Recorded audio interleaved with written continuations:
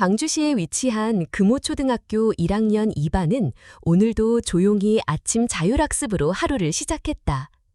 담임교사 강혜진은 출근한 지 3일째인 전학생 김다은에게 눈길이 자꾸 갔다. 교단에서 조용히 아이들을 살펴보는 동안 아이들은 의자에 앉아 책을 펴고 있었지만 다은이는 여전히 책상 옆에 서 있었다. 처음엔 익숙하지 않아서 그런가 싶었지만 첫날도 둘째 날도 그리고 오늘까지도 단 한 번도 의자에 앉는 모습을 보지 못했다. 다은이는 6살, 사고로 부부를 모두 잃고 어머니의 여동생 부부집에서 지내고 있다는 간단한 가정 배경이 전학 신청서에 적혀 있었다. 상담 기록에는 심리상담 진행 중이며 정서적 불안정 증세 있음이라는 문장이 덧대터 있었고 교장은 서류를 전달하며 예민한 아이지만 얌전하다고 설명했다. 강혜진은 15년 넘게 초등학교 교사로 일하며 수많은 아이들을 만났다. 유난히 조용한 아이, 활발하지만 수업에 집중하지 못하는 아이, 표정은 밝지만 자꾸만 실수하는 아이들. 경험이 많을수록 아이들이 말하지 않는 것들에 더 귀를 기울이게 됐다. 다은이의 태도에는 분명히 설명되지 않는 불안감이 있었다. 대답은 공손했지만 말수는 적고 눈은 거의 마주치지 않았다. 급식 시간에는 먹지 않고 그냥 앉아 있었고 체육복을 챙기지 못했다는 핑계를 댔다. 하지만 무엇보다도 이상한 건 의자였다. 앉지 않는 것이 아니라 앉을 수 없다는 인상을 주었다. 셋째 날 아침 강혜진은 조심스레 다은이에게 다가가 인사했다. 아이는 여느 때처럼 고개를 끄덕이며 교단 근처에 서 있었고 손에 쥔 학급 일지에는 글자가 눌려 있었다. 오늘도 서 있겠구나. 혜진은 마음속으로 중얼이며 아이를 지켜보았다. 교사는 간섭과 관찰 사이의 균형을 늘 조심해야 했다. 하지만 어떤 경계는 침묵으로는 더 이상 지나칠 수 없었다. 점심시간 다른 아이들이 운동장으로 향할 때 다은이는 자리에 남았다. 혜진은 조용히 다가가 말을 걸었지만 아이는 괜찮아요 라고만 반복했다. 그 순간 창밖에서 검은 승합차가 정문 앞에 멈췄다. 다은이의 표정이 순간 얼어붙었다. 삼촌이 기다리는 시간이 길면 화내요. 짧은 말 한마디에 혜진은 본능적으로 등골이 서늘해지는 것을 느꼈다. 그날 저녁 혜진은 퇴근하지 않고 교무실에 남았다. 다른 교사들이 하나둘 떠난 후에도 그녀는 다은이의 생활기록부, 건강기록, 전학서류, 전학신청 여부까지 꼼꼼히 확인했다. 그런데 예상 밖의 공백이 있었다. 다은이의 이전 학교 기록이 비어 있었다. 보건 기록도 상담 이력도 마치 어디에선가 고의로 누락시킨 것처럼 이상했다. 그리고 기묘하게 일관되게 깔끔했다. 다음 날 아침 혜진은 교장실을 찾아갔다. 다은이의 의자 문제, 급식 거부, 감정 반응 등 지금까지의 관찰 내용을 조심스럽게 이야기했다. 교장은 잠시 생각에 잠긴 듯 하더니 뜻밖에도 단호하게 대답했다. 그 아이의 보호자는 조재호 씨입니다. 조 회장님의 조카지요. 아시다시피 조 씨 일가는 우리 학교 후원 이사진이고 아이가 좀 특별하더라도 민감하게 받아들이진 않았으면 해요. 강혜진은 그날부터 본격적인 기록을 남기기 시작했다.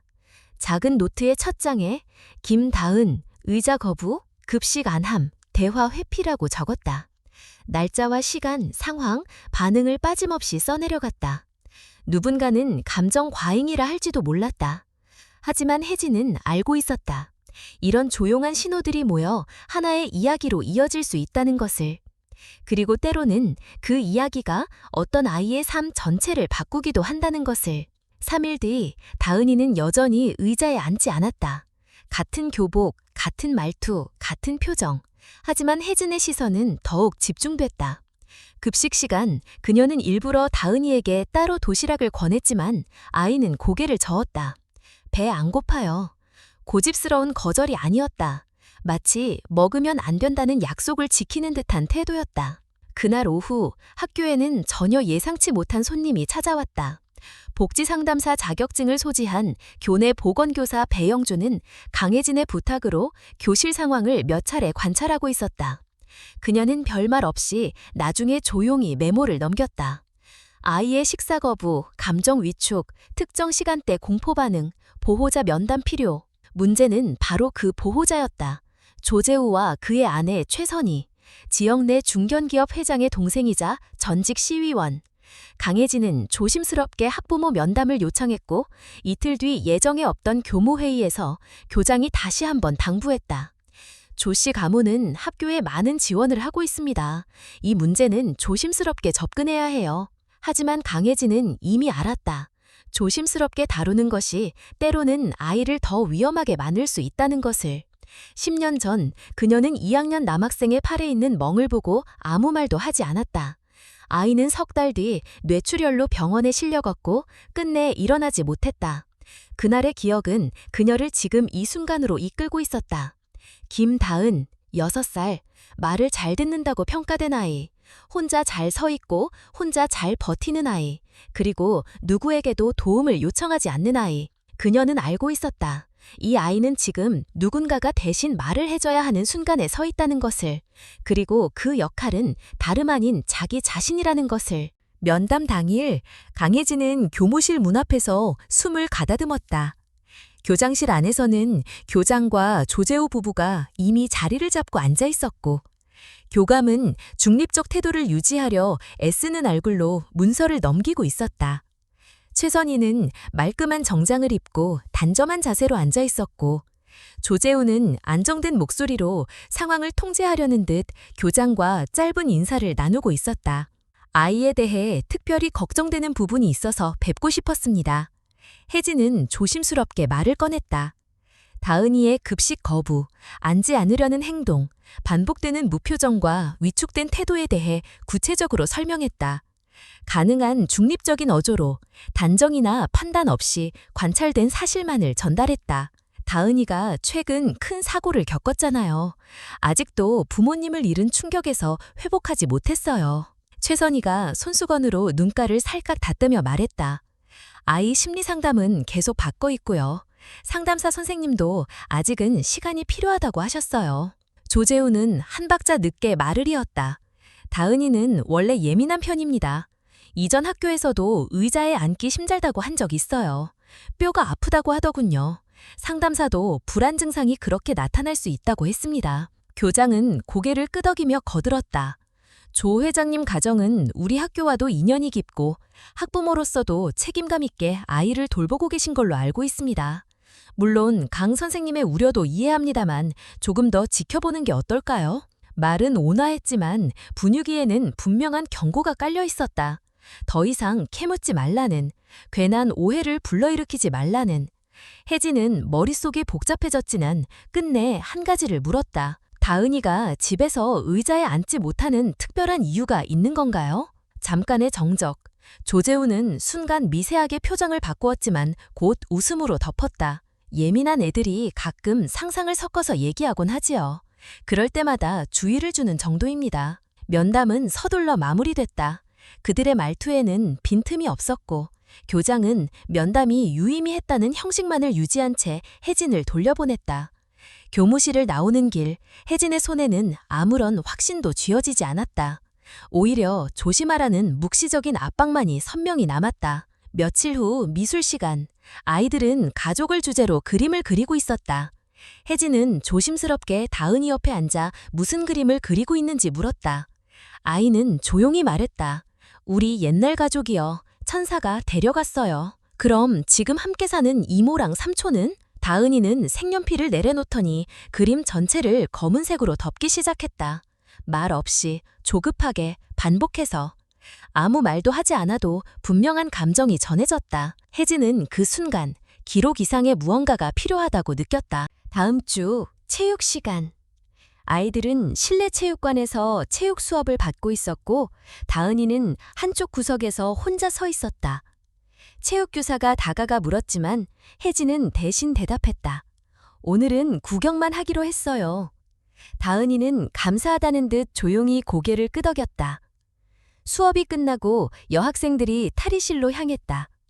혜진은 가장 어린 아이들을 도우며 이들을 챙기고 있었다. 그런데 시간이 지나도 나오지 않았다.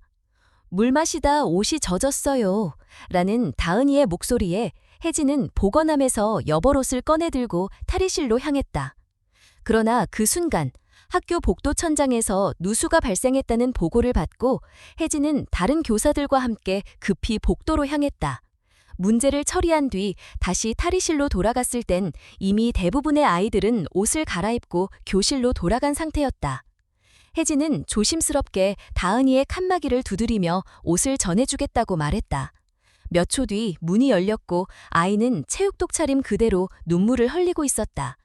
혜진은 여벌옷을 건네며 옷을 갈아입도록 도왔고 그 순간 아이가 등을 돌리자 상의가 살짝 들려졌다. 그때 혜진은 말을 잃었다.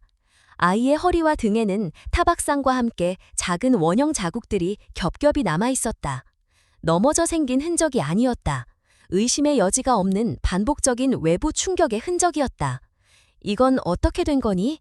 혜진의 목소리는 떨리지 않으려 애쓰고 있었다. 다은이는 말없이 고개를 떨고 했다가 마침내 작게 말했다. 벌 받는 의자요. 못이 박혀 있어요. 그 말을 듣는 순간 강혜진은 머릿속이 새하얘졌다. 다은이는 한참을 망설이다가 다시 속삭였다. 말 안 들으면 거기에 앉아요. 삼촌이 그래야 말을 잘 듣는다고 했어요. 그날 밤 강혜진은 다은이를 귀가시키지 않았다. 학교 보건실에 보호하며 긴급 신고 절차를 진행했고 정식으로 경찰에 아동학대 혐의를 접수했다. 매뉴얼에 따르면 먼저 교장에게 보고해야 했지만 그녀는 이번만큼은 본능을 따랐다. 이 아이는 기다릴 수 없다. 지금이 아니면 기회는 사라진다. 그리고 다음에는 더 이상 돌아올 수 없는 일이 벌어질 수도 있다. 조사관들이 도착한 건 오후 늦은 시간이었다. 교실은 이미 정리되어 있었고 다은이는 보건교사 배영주의 보호 아래 조용히 앉아 있었다. 경찰은 피해 아동과 접촉하기 전에 학교 측 보고서와 강혜진의 관찰 노트를 먼저 검토했다. 그녀는 12일간의 기록을 꺼내 조심스럽게 건넸고 각 날짜마다 남긴 메모와 다은이의 행동 변화, 그리고 마침내 발견한 상처의 위치까지 빠짐없이 설명했다. 형사 김도윤은 침착한 표정으로 질문을 이어갔다. 아이에게서 직접 들은 말 중 못이 박힌 의자라는 표현이 확실한가요? 네, 직접 말했습니다. 그리고 등을 보여주면서요. 조사는 절차대로 진행됐지만 분위기는 기대만큼 긍정적이지 않았다.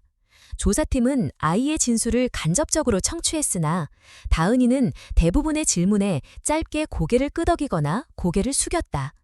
심리상담 전문가의 판단에 따르면 다은이는 불안 반응이 심해진 상태였고 외부 성인의 질문에 방어적으로 변하는 경향이 강했다. 학교 보건실에서 1차 진료를 맡은 의무사는 상처가 최소 며칠 이상 된 것으로 보인다고 기록했지만 현재 보호자와 함께 살기 시작한 시점과 상처의 연관성은 불분명하다고 덧붙였다. 보호자에게서 입은 상처라는 증거는 아직 부족합니다. 의학적으로도 심리적으로도 단정할 수 없어요. 담당 조사관은 중립적인 어조로 말했다. 그날 밤 강혜진은 경찰서에서 조서를 마친 후 피로에 절은 몸으로 집으로 돌아왔다. 하지만 마음은 한순간도 가라앉지 않았다. 머릿속엔 온통 다은이의 목소리와 그림, 등 위의 자국이 맴돌았다. 다음 날 아침 그녀는 본능적으로 광주 가정법원 자료열람실로 향했다. 다은이의 이전 학교 기록이 사라진 것이 마음에 걸렸다. 이름, 생년월일, 주소를 입력한 뒤 검색 결과를 확인하던 중 담당 공무원이 다가와 컴퓨터 화면을 유심히 들여다보더니 의아한 표정을 지었다. 기록이 있었는데 폐쇄 조치됐네요. 열람 권한이 제한되어 있습니다. 누가 그렇게 결정할 수 있나요? 판사 권한입니다. 아니면 영향력 있는 사람의 요청일 수도 있죠. 다은이의 과거가 묻혀 있었다. 단순한 행정 누락이 아닌 의도적인 봉인. 혜진은 그것이 무엇을 의미하는지 직감적으로 알 수 있었다. 아이가 예전에도 신고했을 가능성, 그리고 그 신고가 무시됐을 가능성, 그 모든 가정이 이제 현실로 보이기 시작했다. 며칠 뒤 금호초등학교에서는 감사주간을 맞아 학급 발표회를 준비하고 있었다. 아이들은 감사 나뭇잎이라는 주제로 색종이에 고마운 존재를 써서 발표하기로 했다. 강혜진은 여느 때처럼 조용히 교실을 둘러보았다. 다은이는 여전히 혼자, 하지만 색연필을 들고 무언가를 그리고 있었다. 김다은 학생, 발표해볼래요? 혜진이 조심스럽게 말했다. 아이의 얼굴은 망설임으로 가득했지만 천천히 앞에 나왔다. 종이를 들고 한참을 말없이 서 있다가 겨우 입을 열었다. 저는 고마운 사람이 있어요. 그 순간 아이는 눈을 감았다. 무게를 이기지 못하듯 몸이 흔들렸고 강혜진은 반사적으로 앞으로 나가 아이를 부축했다. 교실은 정적에 휩싸였고 교무실에 도움을 요청한 후 아이는 다시 보건실로 옮겨졌다. 다은임은 탈진 상태였다. 영양 부족, 탈수, 저혈압, 응급처치 후 구급차가 호출되었고 병원에 도착한 뒤 정밀 진단이 진행됐다. 의사는 다은이의 몸에서 여러 단계의 상처를 발견했고 일부는 오래된 멍, 일부는 최근 생긴 것으로 보였다. 의사는 단호하게 말했다. 이건 사고가 아닙니다. 고의적입니다. 그날 오후 경찰은 다시 강혜진을 불렀다. 병원 기록과 함께 그녀의 관찰 노트, 아이의 진술, 그리고 지난 신고서가 다시 재조명되기 시작했다. 하지만 여전히 구조는 단단했다. 보호자는 여전히 아이의 정신적 불안정을 이유로 반박했다. CPS는 추가 관찰 후 결정을 반복했다. 그리고 가족법원의 임시 결정은 아이를 원가정으로 복귀시키는 것이 현재로선 가장 안정적인 선택이라고 적혀 있었다. 혜진은 더 이상 참을 수 없었다. 그녀는 모든 자료를 들고 언론에 제보할까 고민했지만 법적 제한과 학교 측의 눈치, 그리고 무엇보다 아이의 안전이 걸려있는 상황에서 함부로 움직일 수 없었다. 그날 밤 그녀는 집에서 조용히 책상에 앉아 다은이의 그림을 다시 펼쳐보았다. 검은색으로 덮인 집, 그 아래에 조그맣게 그려진 지하실이라는 글자, 그리고 그 안에 붙잡혀 있는 아이들의 그림. 그림 한 구석 삐뚤삐뚤한 글씨로 적혀 있었다. 얘네도 도와줘요. 그 순간 강혜진은 깨달았다. 다은이는 혼자가 아니었다. 그리고 지금 이 순간 누군가가 그 아이들을 외면하지 않고 보고 있다는 것을 알려줘야 했다. 더 이상 늦기 전에. 김다은이 입원한 병원은 광주 중앙아동병원이었고 응급실에서 6시간의 검사를 거친 뒤 소아과 병동으로 옮겨졌다. 담당 의사는 상태가 위중하다고 했다. 몸무게는 또래 평균보다 훨씬 낮았고 혈압은 불안정했다. 상처는 피부 곳곳에 퍼져 있었으며 일부는 화상의 흔적을 보였다. 입술은 갈라져 있었고 탈수 증상도 뚜렷했다.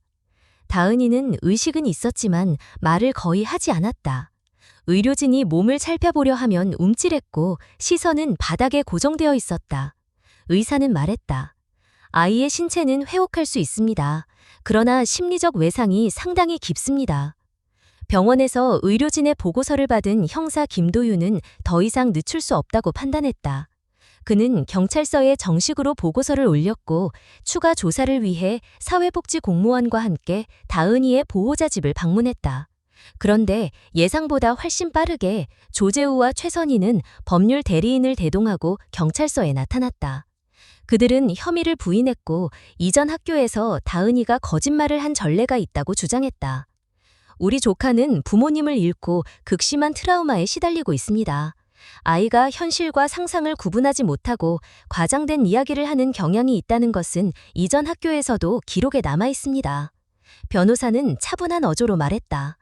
경찰은 이전 학교의 자료를 요청했지만 이미 폐쇄되어 열람이 불가능하다는 통보를 받았다. 기록이 남아있지 않았다. 강혜진은 좌절감을 느꼈지만 멈추지 않았다. 그녀는 병원에서 퇴근하던 중 광주시 교육청의 기록 보관소를 다시 찾았다. 이번에는 다른 교사 자격으로 접근하지 않고 일반 시민으로 열람 신청을 했다. 접수 창구의 여직원이 검색 결과를 보고 고개를 갸웃했다. 기록이 존재했는데 2주 전에 폐기 요청이 들어왔네요. 보통 이런 건 교육지원청 장의 승인 없이는 폐기되지 않는데 그녀는 무언가를 느꼈다. 손이 떨렸고 가슴 속에서 분노가 차오르기 시작했다. 누군가가 의도적으로 기록을 지우고 있었다. 그리고 그 누군가는 단순한 학부모가 아니라 행정 시스템 깊숙이 연결된 사람일 가능성이 높았다. 며칠 뒤 학교에서는 예정된 가을 학기 학부모 참여 수업이 진행됐다. 아이들은 교실 앞에 나와 자신이 꾸민 감사 나뭇잎을 소개하는 시간이 주어졌다. 강혜진은 아이들의 발표를 지켜보면서도 병원에 있는 다은이의 얼굴이 떠올랐다. 여전히 말을 아끼는 눈, 앉는 것이 허락되지 않았던 몸, 그리고 마지막으로 보여준 그림 한 장. 그날 오후 병원에서 전화가 왔다. 간호사가 전한 말은 짧았다. 김다은 학생이 보호자에게 돌아갈 가능성이 높아졌습니다. 복지기관 쪽에서 임시보호 연장을 거부했습니다. 혜진은 핸드폰을 든 채 아무 말도 할 수 없었다. 그날 밤 그녀는 이전에 상담을 받았던 정신과 의사에게 연락했다. 아이들의 외상후 스트레스에 대해 다시 한번 정리해 듣고 싶었다. 의료적으로, 법적으로, 사회적으로 어디까지가 입증 가능한지, 무엇이 증거가 될 수 있는지. 그러나 현실은 냉정했다. 아이가 직접 증언하지 않는 한 확실한 증거는 여전히 부족했다. 다음 날 오전 강혜진은 다은이가 입원해 있는 병원으로 향했다. 면회는 제한적이었지만 담당 간호사의 배려로 잠시 아이와 눈을 마주칠 수 있었다. 다은이는 말없이 누워 있었고 손에는 연필이 쥐어져 있었다. 종이 위에는 작은 집이 그려져 있었고 그 아래에는 밑에 애들이라는 글자가 있었다. 강혜진은 눈을 감았다. 이 아이는 여전히 말 대신 그림으로 자신을 표현하고 있었다. 말하지 못해도 말하고 있었다. 그날 오후 병원의 형사 김도윤이 다시 찾아왔다. 함께 온 이는 광주지방경찰청에서 파견된 아동범죄 전문 수사관 서민재였다. 그는 조용한 말투로 말했다. 선생님이 작성하신 노트, 병원 진료기록, 그리고 아이가 남긴 그림들 모두 확보했습니다. 아이는 지금 보호대상 1급으로 분류되었고 조재우 부부는 긴급조사를 받게 될 겁니다. 그러나 그는 이어 덧붙였다. 문제는 이번 건이 처음이 아닐 가능성이 높다는 겁니다. 혜진은 숨을 삼켰다. 다은이 외에도 같은 방식으로 피해를 입은 아이가 있을 수도 있다는 말이었다. 서민재는 말했다. 이건 단순한 아동학대 사건이 아닐지도 모릅니다. 입양, 위탁, 후원이라는 이름 아래 아이들을 통제하고 은폐하는 구조가 존재할 수 있어요. 강혜진은 고개를 끄덕였다. 그녀는 이미 알고 있었다. 다은이가 처음 그림 속에서 보여준 지하실, 그리고 그 안에 있었던 여러 개의 얼굴들. 그건 상상이 아니었다. 그것은 현실이었다. 그리고 아직 구제되지 못한 진짜 아이들이었다. 강혜진은 병원을 나서자마자 휴대전화를 꺼내 서민재에게 문자를 보냈다. 아이 그림에서 지하실에 있는 다른 아이들 존재 확인됨. 그림 첨부, 추가 수색 필요. 메시지를 보낸 직후 그는 바로 전화를 걸어왔다. 아이의 진술이 아니라 그림입니까? 혜진은 조용히 대답했다. 이 아이는 말을 아껴요. 하지만 그릴 땐 멈추지 않아요. 다음 날 아침 혜진은 출근하지 않았다. 대신 서민재와 함께 광주시청 복지과 자료실에 있었다. 그들은 최근 10년간 조재우 부부가 위탁 혹은 입양 보호자로 등록된 아동 명단을 요청했고 7명의 이름이 확인되었다. 그런데 그중 3명만이 현재 학교나 복지센터에 등록된 기록이 있었다. 나머지 4명의 아이들은 행방이 불분명했다. 주소지 기준으로도 다른 지역으로 전출된 흔적은 없었다. 위탁금은 계속 들어오고 있습니다. 자료를 함께 조회하던 공무원이 말했다. 아이들이 학교에 다니지 않아도 보호자 주소지 기준으로 수당이 지급되거든요. 서민재는 그 자리에서 바로 상급기관에 보고를 올렸다. 이건 단순 실종 문제가 아니었다. 위탁 시스템을 악용한 구조적 착취일 수 있었다. 혜진은 조용히 다은이의 그림을 다시 꺼냈다. 지하실, 검은 방, 작은 사람들. 말 대신 그려진 구조 요청이었다. 그날 밤 혜진과 서민재는 광주시 외곽에 위치한 조재우 부부의 자택을 다시 찾았다. 이번에는 정식 수색 영장이 없었기에 내부 진입은 불가능했다. 대신 인근 야산에서 장시간 관찰하며 건물 외부 구조를 기록했다. 이틀 전부터 설치된 감시 카메라는 계속 움직임을 기록했고 이상한 점이 발견됐다. 금요일 밤마다 검은 차량 여러 대가 들락날락했다. 방문객은 한두 명이 아니었고 차량은 전부 차종이 달랐다. 번호판 일부는 가림정치까지 부착되어 있었다.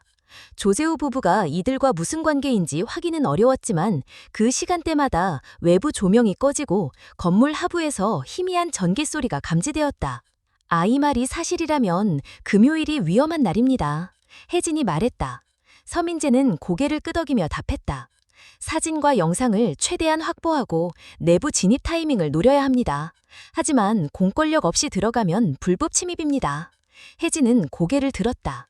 지금 이 순간에도 그 안에 다른 아이들이 있을 수 있어요. 오늘 밤도 내일 밤도 늦을 수 있어요. 그날 밤 11시, 두 사람은 차량에서 내리지 않고 건물을 바라보며 대기했다. 새로 도착한 차량은 검은 벤이었다. 조수석에서 내린 남성은 모자를 푹 눌러쓰고 있었다. 건물 안으로 들어가기 전 그는 트렁크를 열었다. 혜진은 그 안에서 비닐에 쌓인 무언가가 흔들리는 것을 보았다. 작고 희미한 움직임이었다. 서민재는 조용히 말하였다. 지금 들어가면 경찰 증거 없이 체포당합니다. 그러나 이 상태로 놔두면. 그는 말을 마치지 않았다. 다음 날 아침 서민재는 강제로 휴가를 냈다. 상부에서는 무단 관찰과 과도한 개입을 이유로 조사를 예고했고 혜진은 학교 측으로부터 공식 경고장을 받았다. 학생과의 접촉은 금지됩니다. 향후 조사 결과에 따라 징계 여부가 결정될 수 있습니다. 그녀는 잠시 주저했지만 그날 밤 다시 병원으로 향했다. 병원 입구에는 이미 취재진이 진을 치고 있었다. 지역 언론은 교사의 과도한 의심이 가정 파괴로 이어졌다는 식의 기사를 내보내기 시작했다. 기사 제목에는 다은이의 실명은 나오지 않았지만 학교명과 교사의 이니셜, 사건의 흐름이 고스란히 담겨 있었다. 병원 안 간호사는 작은 쪽지를 건넸다. 아이가 남긴 거예요. 그 종이에는 새로운 그림이 그려져 있었다. 같은 집, 같은 지하실. 하지만 이번엔 다른 아이가 있었다. 어제 오네, 엄마 찾고 있어요. 그림 하단에는 조심스럽게 쓰인 글씨가 또렷했다. 말하면 못 앉아요. 또 벌 받아요. 그 순간 강혜진은 결심했다. 더 이상 공식 경로를 기다릴 수 없었다. 그녀는 서민재에게 문자를 보냈다. 내일 밤 지화실 확인, 방법 상관없음. 곧바로 답장이 왔다. 준비하겠습니다. 생명 앞에 규정은 없습니다. 이제는 아이의 고통이 아니라 어른들의 침묵이 문제였다. 그리고 그 침묵을 깰 책임은 더 이상 미룰 수 없었다. 누군가는 문을 열어야 했다. 그 문 너머에 누가 있든 어떤 위험이 있든 더 늦기 전에. 금요일 밤 10시 30분 강혜진과 서민재는 아무 말 없이 차량을 출발시켰다. 조재우의 자택이 위치한 외곽 도로는 낮에는 통행량이 많지만 밤이 되면 감시를 피하기에 적당한 환경이었다. 차량 번호판은 다른 번호로 임시 교체되었고 후방 트렁크에는 기록 장비와 구형 잠금 해제 도구들이 실려 있었다. 접근은 소리 없이 이루어졌다. 창문이 없는 측면 입구로 향한 건 며칠간의 관찰 끝에 도출된 결론이었다. 조재우 부부가 생필품과 짐을 들이던 경로이자 외부 감시 장치가 가장 적은 공간. 민재는 평소 형사임을 숨기기 위해 복장도 간단히 처리했다. 혜진은 작은 손전등 하나를 들고 모든 움직임을 기록하기 위해 휴대폰에 카메라를 켜두었다. 도어락은 예상보다 빨리 해제됐다. 실내는 정리되어 있었고 벽면에 액자와 상장이 정돈되어 있었다. 방 안은 정적이 흐르고 있었지만 그 속에서 가장 눈에 띄는 건 집안 곳곳에 설치된 소형 카메라였다. 컴퓨터 모니터 6대가 동시에 켜져 있었고 화면 속에는 실내 여러 공간이 비춰지고 있었다. 그중 하나는 위에서 본 듯한 작고 좁은 방이었다. 모니터 속 화면에서 2개의 작은 침대가 보였다. 아이들이 나란히 누워 있었고 움직임은 거의 없었다. 혜진은 손을 꽉 쥐었다. 위층에도 아이들이 있어요. 여기는 단순한 가정집이 아니에요. 서민재는 조용히 고개를 끄덕이며 복도를 지나 지하로 향하는 문을 찾았다. 일반 주택에서 보기 힘든 무게감 있는 문, 2겹의 잠금 장치가 설치되어 있었다.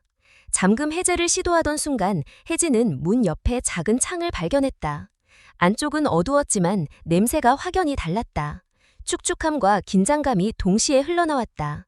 서민재가 2번째 잠금을 푸는 데 성공한 뒤 조심스럽게 문을 열었다. 아래로 이어진 계단은 기르고 좁았다. 전등은 설치되어 있었지만 꺼져 있었고 아래에서는 약한 전류음과 낮은 울림이 들려왔다. 2 사람은 한 걸음씩 내려갔고 그 끝에는 다시 문이 있었다. 금속 재질, 관찰창이 있는 구조. 문을 열자 작은 방들이 양쪽으로 나열되어 있었다.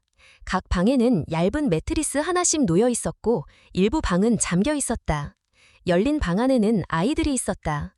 허리를 감싸고 웅크린 자세로 눈을 감은 채. 한 아이는 열이 나는 듯 얼굴이 붉게 상기되어 있었고 다른 한 아이는 말없이 벽을 응시하고 있었다. 우리는 경찰입니다. 지금부터 안전한 곳으로 데려갈 거예요.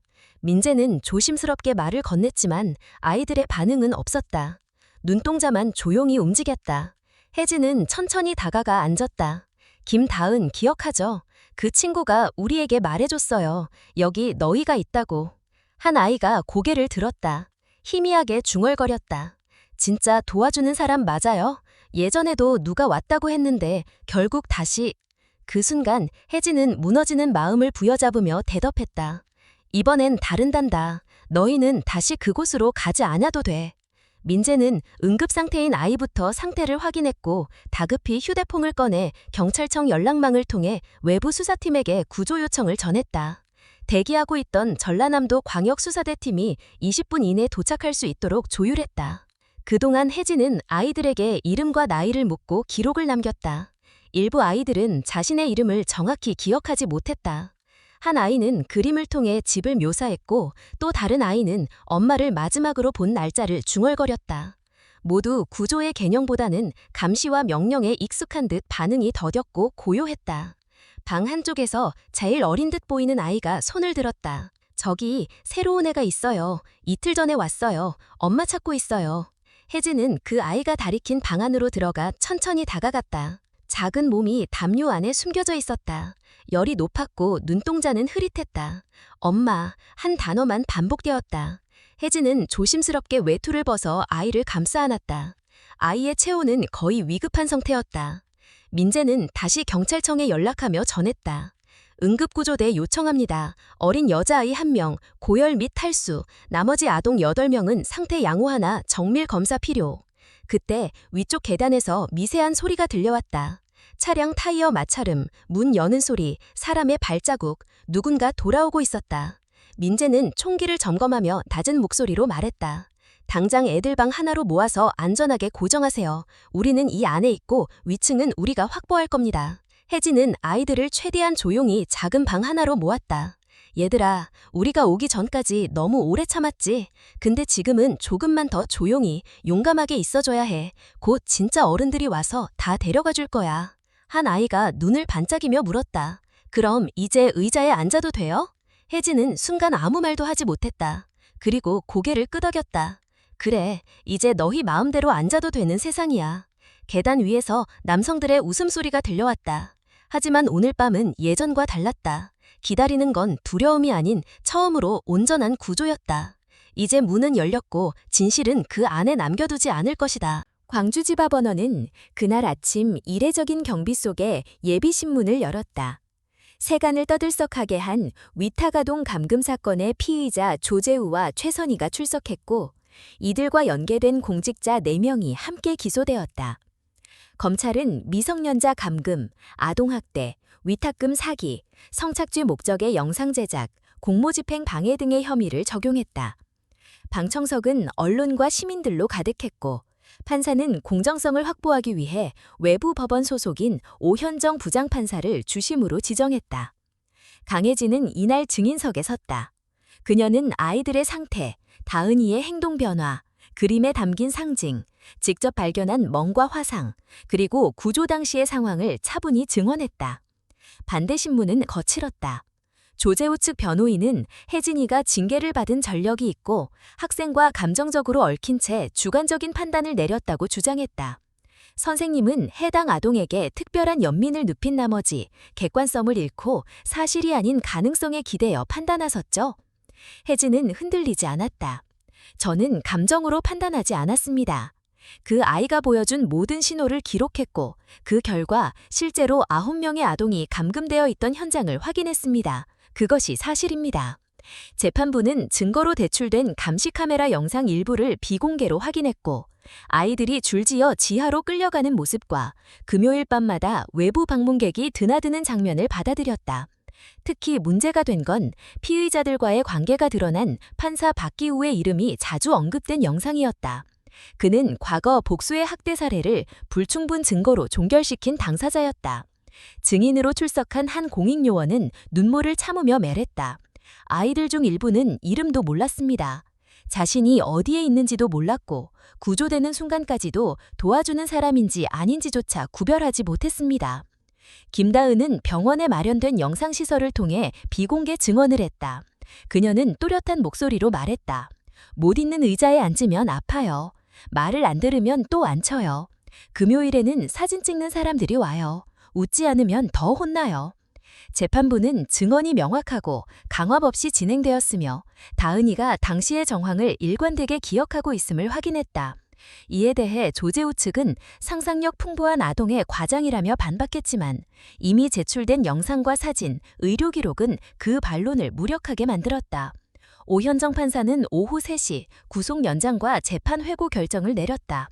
본 사건은 단순한 가정 내 학대를 넘어 조직적인 아동 착취 구조로 판단됩니다. 피해자들의 진술과 증거자료, 전문가 의견을 종합할 때 기소된 자들에 대한 구속은 정당하며 사건은 중앙지검으로 이관하여 본격적인 재판을 진행합니다. 법정은 정적에 휩싸였고 방청석 일부에서는 눈물을 훔치는 소리도 들렸다. 조재우는 굳은 표정으로 자리를 지켰지만 변호인과 눈을 맞추지 못했다. 최선희는 고개를 숙였고 박기우 전 판사는 법복을 벗은 채 구속되었다. 법정 밖, 혜진은 서민재와 함께 건물 앞에 섰다. 마침 지나가던 한 기자가 물었다. 이제 다 끝났다고 생각하시나요? 혜진은 조용히 대답했다. 이제야 시작입니다. 이 아이들이 안전하다고 느끼기까지는 갈 길이 멉니다. 그날 저녁, 그녀는 병원을 찾았다. 구조된 아동들은 전국 각지의 전문 치료 위탁가정으로 분산되었고 김다은은 서울의 한 트라우마 전문 회복센터에 머물고 있었다. 담당 상담사는 말했다. 다은이는 여전히 밤에 무섭다고 합니다. 불이 꺼지면 조용히 일어나 구석에 서 있습니다. 하지만 예전과 다른 건 이제 다시 앉는 연습을 시작했다는 겁니다. 혜진은 말없이 고개를 끄덕였다. 아이의 재활은 오래 걸릴 것이다. 하지만 그 시작은 분명했다. 며칠 뒤 광주시 교육청은 공식적으로 강혜진에 대한 징계를 철회하고 그녀의 지위 회복을 결정했다. 더불어 아동보호 관련 교사 재교육 및 복지기관과의 연계 강화를 위한 특별위원회를 발족했다. 교육관은 기자회견에서 말했다. 우리는 한 교사의 용기로 9명의 아이들을 구했습니다. 이제는 그 용기를 제도화할 차례입니다. 서울에서는 다은이법 발의를 위한 초안이 준비되기 시작했다. 위탁보호기관의 점검 주기를 단축하고 무작위 현장조사를 도입하며 신고자의 신분보호를 강화하는 내용을 포함하고 있었다. 국회의원 서윤주는 공식 입법을 추진하며 말했다. 아이들의 고통은 숫자가 아닙니다. 그리고 이제는 그 고통을 외면한 어른들이 책임져야 할 때입니다. 그날 밤 강혜진은 아이들의 그림을 정리했다. 모두가 검은색으로 뒤덮인 첫 장과 그 다음에 나타난 밝은 선들. 어떤 아이는 집 모양을 다시 그렸고 또 어떤 아이는 사람 옆에 의자를 그렸다. 그 그림 아래 한 줄의 글이 적혀 있었다. 이제 앉아도 돼요. 2025년 봄, 김다은은 새로운 초등학교에 입학했다. 광주가 아닌 경기도 남양주에 위치한 조용한 시골 마을이었다. 그녀의 이름은 신분 보호를 위해 바뀌었고 학교에서는 교사들만이 그녀의 사정을 알고 있었다. 학급 친구들은 그녀를 조심스럽게 대했고 담임교사는 매일 아침 먼저 눈을 맞추고 인사를 건넸다. 다은이는 여전히 말을 아끼는 편이었다. 하지만 아침 조회 시간에 짧은 인사를 따라했고 점심시간에는 한도 친구 옆에 앉기 시작했다. 책상 서랍 안에는 여전히 연필과 스케치북이 들어있었고 그녀는 쉬는 시간마다 조용히 그림을 그렸다. 선명한 색깔은 많지 않았지만 그 선 하나하나가 이전과는 달랐다. 복지센터는 다은이와 같은 사례를 지원하기 위한 전담팀을 신설했다.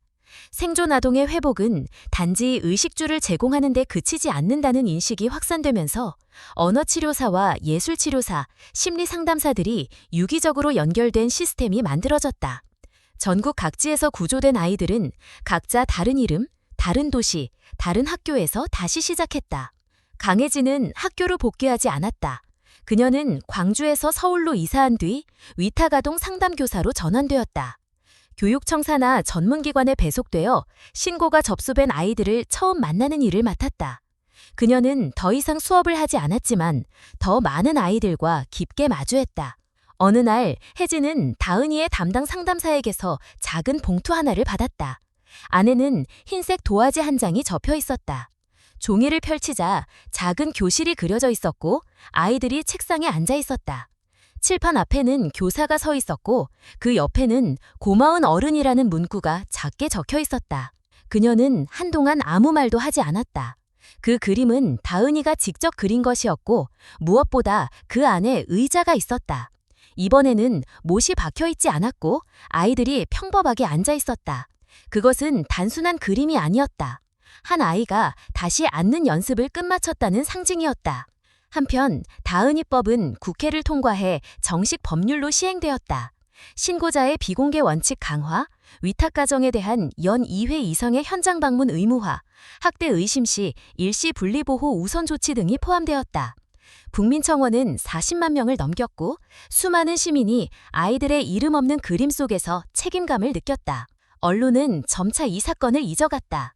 새로운 뉴스가 등장하고 더 큰 이슈가 생기면서 사람들의 기억은 흐려졌지만 몇몇 이들은 잊지 않았다. 구조된 아이들 중 일부는 2년 후 회복 일기를 모아 작은 전시회를 열었고 거기엔 무서웠던 날보다 다시 웃게 된 날이 더 많이 기록되었다. 그날 전시회에 참석한 혜진은 조용히 벽에 걸린 글귀를 바라보았다. 한 아이가 쓴 문장이었다. 세상은 무서웠어요. 근데 한 명만 달라졌을 때 진짜로 바뀌기 시작했어요. 그녀는 천천히 고개를 끄덕였다. 구조란 거창한 일이 아니었다. 아이가 다시 말할 수 있고, 다시 앉을 수 있고, 다시 이름을 가질 수 있는 세상. 그게 어른의 몫이었다. 그리고 그날 전시관 구석에 놓인 스케치북 하나가 펼쳐졌다. 새하얀 종이에 적힌 단어 하나. 괜찮아요. 이제 그 말은 아이가 세상에 말하는 것이 아니라 자신에게 말하는 것이었다. 그 한마디가 모든 싸움의 끝이었다. 오늘의 이야기에 귀 기울여주신 여러분께 진심으로 감사드립니다. 이 이야기는 단순한 사건이나 비극에 대한 기록이 아니라 우리가 외면해선 안 되는 현실과 마주하고 한 아이의 용기와 한 어른의 책임이 얼마나 큰 변화를 만들 수 있는지를 보여주는 깊은 메시지를 담고 있습니다. 우리는 종종 작은 관심이 세상을 바꾸는데 무력하다고 느끼지만 사실은 그 작은 관심 하나가 절망 속에서 숨쉬고 있는 누군가의 첫 빛이 됩니다. 아이들이 안전하게 자라고 자신의 목소리를 낼 수 있는 사회를 만드는 일은 특별한 사람만의 몫이 아닙니다. 지금 이 순간 이 이야기를 들어주신 여러분 한 분 한 분의 마음이 그 출발점입니다. 혹시 오늘의 이야기가 여러분의 마음에 작은 울림을 주었다면 아래에 좋아요를 눌러주시고 느낀 점을 댓글로 남겨주세요. 그리고 우리 채널을 구독해 주신다면 앞으로도 의미 있는 이야기들을 여러분과 함께 나눌 수 있습니다. 여러분의 따뜻한 응원과 관심이 우리에게 큰 힘이 됩니다.